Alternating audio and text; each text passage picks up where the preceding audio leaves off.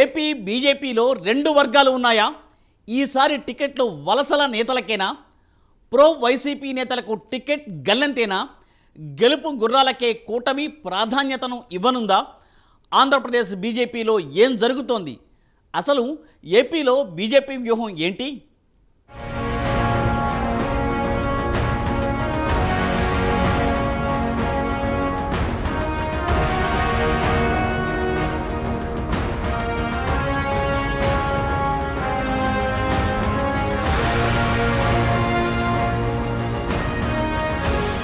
రాజకీయాల్లో నిన్నటి వరకు శత్రువుగా ఉన్నవాళ్లు పొత్తుల్లో భాగంగా ఈరోజు మిత్రులుగా మారతారు.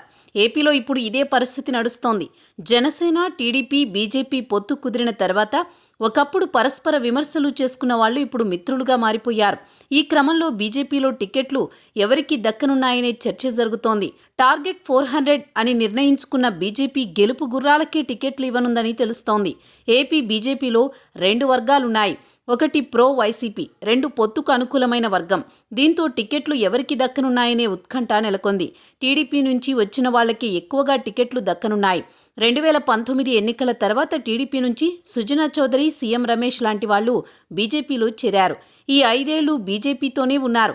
ఈసారి వీళ్లకు టికెట్లు దక్కనున్నాయని వార్తలొస్తున్నాయి. బీజేపీలో మొదటి నుంచి విన్న సోము వీర్రాజు, విష్ణువర్ధన్ రెడ్డిలు ప్రో వైసీపీగా వ్యవహరిస్తున్నారన్న కామెంట్స్ ఎప్పటినుంచో వినిపిస్తున్నాయి.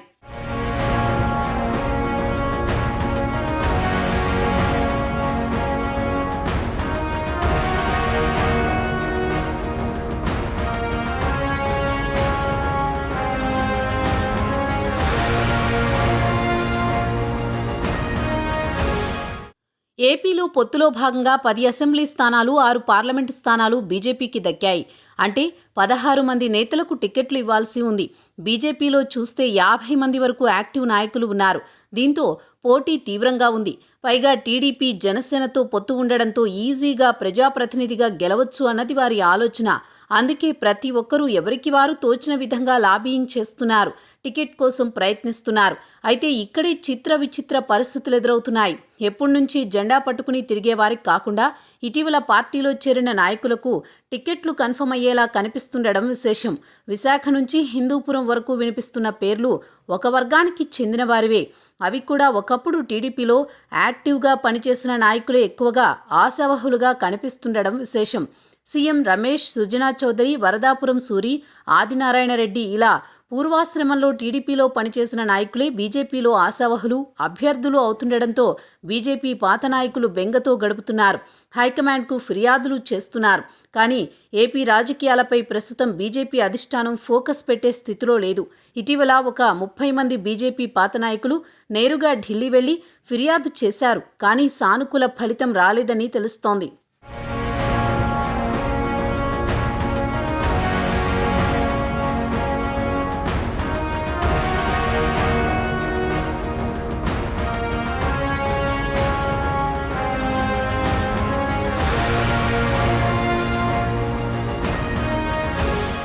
బీజేపీ అగ్రనేతలతో చర్చలు జరిపిన సమయంలోనే చంద్రబాబు కీలక షరతులు పెట్టినట్టు సమాచారం.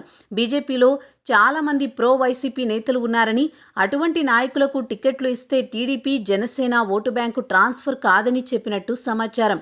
అయితే చంద్రబాబు చెప్పిన ప్రో వైసీపీ నేతలంతా బీజేపీలో చాలా కాలం నుంచి ఉంటున్న నాయకులు కావడం ప్రాధాన్యత సంతరించుకుంది. దీంతో బీజేపీలోని తన వాళ్లకు టికెట్ ఇప్పించేలా బాబు పెద్దపీట వేస్తున్నారని వ్యతిరేక వర్గం ఆరోపిస్తోంది. బీజేపీ హైకమాండ్ ఏమీ తెలియనట్టు వ్యవహరిస్తోంది. తమకి సీట్లు తప్ప మరో ఆలోచన లేదని, ఎవరికి టికెట్లిస్తే తమకు ఎందుకన్న ఆలోచనతో ఉంది. దీంతో బీజేపీ నేతల బాధ వర్ణనాతీతం.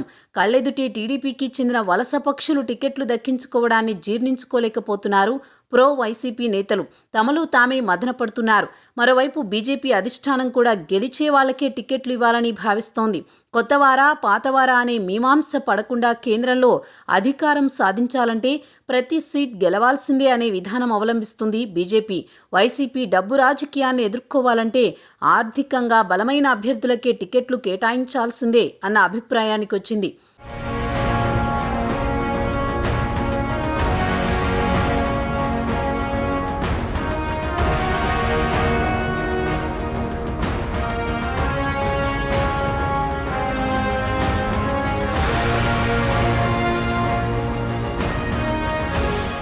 ఈ క్రమంలో పవన్ కళ్యాణ్ సైతం ఈసారి రబ్బరు చెప్పుల రాజకీయం ప్రయోగం చేయనని పేర్కొనడం విశేషం.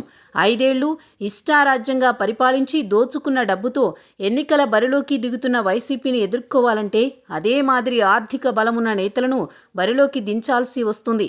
దీంతో బీజేపీలోని పాత నేతలకు, సిద్ధాంత బలమున్న నేతలకు ఈసారి టికెట్లు రాకపోవచ్చని అర్థమవుతోంది. బీజేపీ గతంలో ఇతర రాష్ట్రాల్లో కూడా ఇదే పద్ధతి అవలంబించింది. వలస నేతలు అన్ని విధాలా బలంగా ఉంటే వారినే బరిలోకి దింపింది. గతంలో అస్సాం, పశ్చిమ బెంగాల్, ప్రస్తుతం తెలంగాణలో ఇలాంటి ప్రయోగం చేస్తుంది. ఏపీలో కూడా గెలుపు గుర్రాలకే టికెట్లు ఇచ్చే అవకాశాలున్నాయి. ఆఖరి నిమిషంలో బలమైన నేత పార్టీలో చేరినా టికెట్ వచ్చే పరిస్థితి నెలకొంది. ఒక్క బీజేపీనే కాదు, అన్ని రాజకీయ పార్టీలు అదే విధానాన్ని అవలంబిస్తున్నాయి. నేటి రాజకీయాల్లో గెలిచిన వారికి అధిక ప్రాధాన్యత ఇవ్వడం, వాళ్లకే ప్రజలు సైతం గుర్తించడం, విలువ ఇవ్వడం జరుగుతోంది. దీంతో గెలుపే పరమావధిగా పార్టీలు అభ్యర్థులను ఎంపిక చేస్తున్నాయి. ఏది ఏమైనా కూటమి తరపున పోటీ చేసే అభ్యర్థులందరూ గెలిచే విధంగా వ్యూహాలు పన్నుతున్నారు అగ్రనేతలు. చూడాలి మరి భవిష్యత్తు రాజకీయం ఏ మలుపు తిరుగుతుందో అన్నది.